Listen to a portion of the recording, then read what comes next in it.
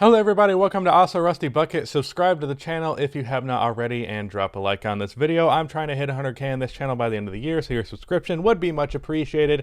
Also, real quick, my new deep dive on Greg Popovich that is about 45 minutes long and the best video that I think I've ever done, and easily the best of the deep dive series. That is going to be available over on my Patreon. That will be linked in the description. If you want to pay to see it early, you can, or it'll go out at like the end of this week. Anyways, today, obviously there's not a game on, but I kind of want to talk about some of the discussion going on around this game. I might break this into two videos or do it solely focused on the first topic.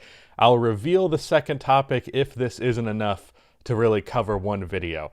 So the first thing I want to talk about, and maybe the only thing in this video, is Chris Paul. Chris has been kind of disappointing in the last three games of the playoffs, or not, I guess it is the last three games of the playoffs, the last three games of the finals. The first two games, he averaged about 27 points on really, really good efficiency, and the last three, he has averaged about 16, 17 points on okay efficiency. So there's been a pretty steep drop-off. He's dropped in 10 points per game and 10% true shooting. His assist numbers are about the same. His turnover numbers are about the same, though his turnovers have been a little bit higher than typical in the finals in general, and certainly the turnovers that he has had have been specifically really, really unfortunate timing. Like, he had that big turnover in game 4 that was really detrimental, and that was his worst game of the series by far. And then in game 5, he kind of disappeared up until the fourth quarter. Now, if you're going to choose any time to show up after having a bad game, it would be the fourth quarter, and him showing up really helped the Suns get on a run that nearly won them that game. But at the same time, if he was just there consistently and brought his contributions the whole way through, then I think we would have seen a different result in that game. He had a big three, he had a big fadeaway shot over Giannis. He had a couple other shots in the fourth quarter, but he wasn't really doing much in the first three. He wasn't playing bad. It's just that he was just kind of there. And that's kind of a hard thing to describe, because if you go and look at the box score and you didn't really watch the game, you'd be like, well, I mean, he had like 21 and 10 on good efficiency. What's the problem? The problem is that he wasn't doing anything up until the fourth quarter. And especially if you take into account the shifts in momentum in this game, the way the third quarter went for the Bucks, and specifically how Devin Booker had a poor third quarter because he didn't really have any offensive help out there, partially because Chris Paul was sitting, but even when he wasn't really sitting, even when he was there, he just wasn't doing much, and that was huge. So Chris Paul has been not great the last three games. However, he hasn't been bad, and that's where the discourse has gotten a little bit annoying. The thing is, and I said this in my Suns video about if they're screwed or not in the finals that I posted on the main channel yesterday, I said, in order for the Suns to win this series, because the Bucks are just a better team, Chris Paul has to outperform his typical regular season ability at this age. In the first two games of the finals, Chris Paul played like he was in his fucking prime, putting up 27 and 9 and on really, really good efficiency. That is prime Chris Paul type stuff. Chris Paul is not at his peak right now. While a lot of people give Chris Paul a lot of credit now, it's a little ridiculous to me when people were acting like he was an MVP candidate or like by far and away the best player on the Suns. Now, I believed him to be the best player on the Suns, but I thought he was pretty much neck and neck with Devin Booker. Like very, very, very, very, very close. And ultimately at a point where it didn't really matter. And, you know, giving Chris Paul all this credit for his leadership and how that affected the team. And I do think that has had a big impact on why the team has been as good as it has. But at the same time, don't get that to the point where you're pulling like a Greg Popovich with the Spurs, where the players no longer get any credit because it's all thanks to this one man. I think that is really reductive and stupid and not how basketball works, and really annoying, honestly. That's something that I've always had a gripe with the Spurs and Greg Popovich, is that regardless of how impactful one individual is, he is not the sole reason for another individual's success.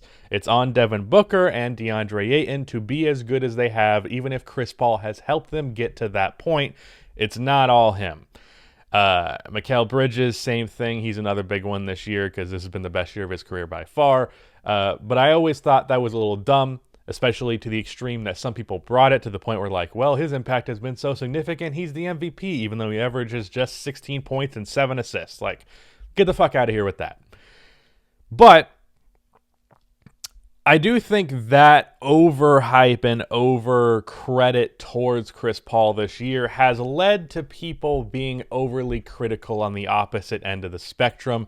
And this is something I've expressed my frustration towards in the past, where it's not really the player's fault that they get as much praise as they do, but because they get that praise, there is almost like a feel of we have to get the opposite end of this, where we are overcritical of him because they are over praising him over here. So, like, for example, I think Steph Curry gets that quite a bit, even though I think, honestly, Steph Curry's praise is pretty well warranted. Sometimes it gets a little far, and then there are people who are so far on the other end of the spectrum because they're trying to counter that. And really, that just exists in basketball in general over and over and over again. We'll see a player fly a little too high in public perception. So as soon as there is an opportunity to swipe the legs and bring them down a peg, there's a large crowd of people ready to do that. And I think that's been the case of Chris Paul. Now, Chris Paul has not always been the most well-liked individual. Of course, that lob play with Giannis in Game 5, it looked like he was trying to push him out of the air. I honestly will chalk that up, and I would with any player, and this isn't just because I like Chris Paul, I would chalk that up to he was really not thinking. And that's just kind of what happened. I don't think it was really that malicious. Granted, Chris Paul does have a track record that could suggest that it was malicious. I'll just say that it looks worse when you slow it down. It looks a lot more like an attempt at a dirty play when it's in slow motion. But when I actually saw it live, I barely even noticed that Chris Paul touched him. So that wasn't like... I think people are taking that a bit too far. Granted, perfectly valid to criticize him for that. And there's a lot of people who just don't like Chris Paul because the flopping and he's kind of always like a pest, which is something you typically expect out of role players and smaller guards like Patrick Beverley. But like Chris Paul, you're good enough that you don't have to do that petty shit. But ultimately, I kind of ignore that with Chris Paul. That's not something that annoys me. Flopping and like trying to draw fouls when it's like dumb, like flopping on a 3-point shot when the defender's not even really on you so you can get 3 free throws, things like that. I always chalk that up to hate the game, not the player. So I don't get mad at players for doing things like that. And I think just because there are so many people that don't care for Chris Paul, the not being as amazing in the last 3 games as he was the first 2 has turned into he has been terrible and we need to give him a whole bunch of shit. Now, as a result of that, I have seen some outlandishly stupid takes on Twitter. I saw someone say that Kyle Lowry is better than Chris Paul, which, as much as I love Kyle Lowry, no. I saw someone go as far as Lonzo Ball is better than Chris Paul. Mike Conley is better than Chris Paul. All of this is bullshit. It's just straight up bullshit, and it's just because he's not been playing that great in the last 3 games. But he's also not been playing terrible. I think I said earlier, like, yeah, he's been a bit disappointing, but there's a guy who I follow on Twitter who I know is big on NBA TikTok.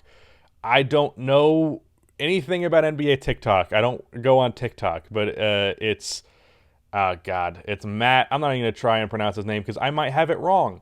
Is it Spawn Hour or Spoon? I don't fucking know. I'm sorry if you're watching this, Matt. Good Twitter account. But he tweeted, if you look at Twitter, you would think Chris Paul was 0 for 20 with 10 turnovers in Game 5. And yeah, that pretty much sums it up. People are acting like he's a straight-up scrub because he wasn't great for most of the game. And I think that's fucking stupid. And it's been as a result of just people who don't like Chris Paul, and as a result, they are overly critical. And it's been a little annoying to me because I, as you guys probably know by now, am a fan of Chris Paul. I really enjoy his game. I'm pretty much always a fan of a guard who has a really good mid-range pull-up. Just mid-range pull-ups make me happy because I grew up watching Kobe. So that's my happy place, is a mid-range pull-up shot. And Chris Paul might be the best mid-range shooter of all time. At the very least, he is one of the best mid-range shooters of all time. So I get quite a lot of joy out of watching him play as a result of that. But yeah, I just think the criticism has been too extreme. That being said, I think the only thing that I can really be mad at Chris Paul for is that he needs to go above and beyond in order for the Suns to win this. And after all this time not being in the finals, if you're going to go above and beyond, now is the time to do it. And I don't think we should give him a pass because he might have a minor injury and because he's older, because we've been giving him all this praise in spite of that before, and players never get a pass with injury, which I think is dumb, but it's kind of the case. So I don't know. I've been critical of players in the past that I learned later on the injury was a bigger deal than I thought. Like, one of them that I regret is that Russell Westbrook in the series versus the Lakers had some sort of quad thing, I think it was. And I was really critical of him in that series, and I didn't realize that. So in hindsight, I regret that a lot. But yeah, just injury doesn't really give players passes sometimes, which I think is dumb. I think it should give them a pass, but that's kind of how the discourse goes. This video has once again devolved into me rambling. But yeah, I think people just need to be at least 10% nicer to Chris Paul. I know there are a lot of people who don't like him, but I think the discourse has gone to an annoyingly, just blatantly stupid place simply because of that fact that people don't really care for him. So yeah, that's Chris Paul. Been a little disappointing. The other topic is I was going to talk about this Finals MVP discussion. That video might not end up being made because, of course, Game 6 is tomorrow, and if the Bucks win, we'll know who the Finals MVP is. But a lot of stupid shit about how it should be Chris Middleton and players saying dumb things. I'll talk about that if the Bucks lose Game 6. But yeah, that is it. Goodbye.